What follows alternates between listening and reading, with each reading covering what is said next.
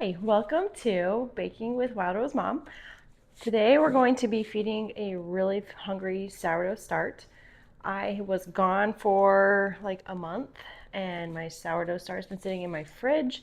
So it has developed, you can see that, it's really gross. So this is gross and it means it's starving. So what we're going to do today is feed the start and get it going so that I can start making some more bread this week. All I'm going to do is I'm going to go over to my sink. I'm going to dump this out. That's all you do. And check to make sure it's not moldy. It shouldn't be.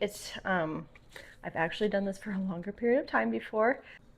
It has recovered. So I don't see any mold, which is a really good sign. So I'm going to go dump this out and then we'll get feeding it. Okay, so we've dumped this out. Oh, we've dumped the starving part out. And now I'm going to get a new jar. I usually like wide mouth lids, but I didn't have any of my normal like covers on that are clean. So I'm doing a smaller mouth jar, and I'm gonna turn my scale on.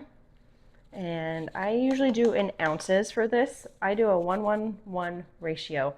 I do 1 ounce of start, 1 ounce of flour, 1 ounce of water, or in this case, I'm actually going to do a 2-2-2. So I'll do 2 ounces of start, 2 ounces of flour, and 2 ounces of water.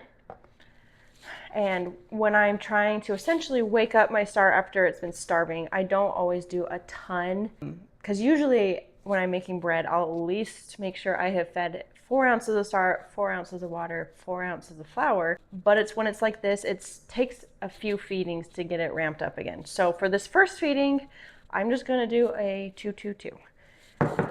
So zero it out, get my spoon, and we're just going to slide this, ooh, gross, sourdough in until we have 2 ounces.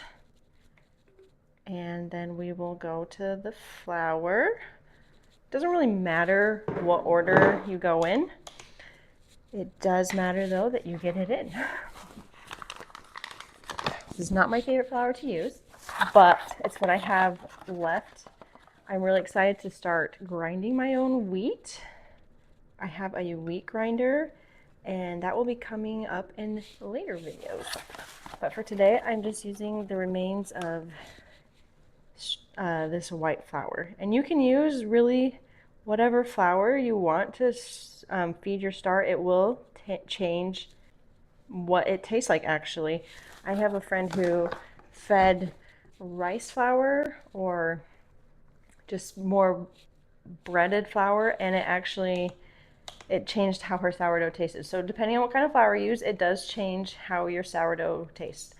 If you just use normal flour from the store, then it actually creates a more mild sourdough flour. So if you have kids who don't really like the sourdough flavor, but you still want to do sourdough and get them into it, this is a good way to start, and then you can start changing it as you go forward. They get used to the different type of bread where it's a more mild sourdough flavor, and then you can start increasing it to a more strong sourdough flavor.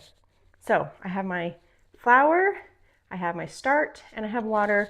All I'm going to do is mix it up like so. Get it really nice and mixed.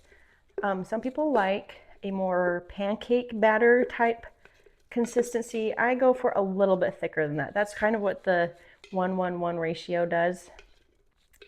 It's a little bit thicker, and I prefer that. I've had it turn out more pancake battery, and right now it's a little more towards that, and it's fine. Honestly, it's totally fine. But I prefer a little thicker. I feel like it turns out a little better. So there's my start. It's all happy. I kind of push it down, and then all I do to track to see how it grows is I get a rubber band, put it around, and there we go. Put a lid on, and I'm going to just leave this on my counter to let it raise. It's probably going to take like all day. I probably have to feed it tonight and then let it raise again overnight. And then tomorrow I'll start making some bread. If you enjoyed this video, don't forget to like, comment, and subscribe. And I will see you next time on Wild Rose Mom Bakes.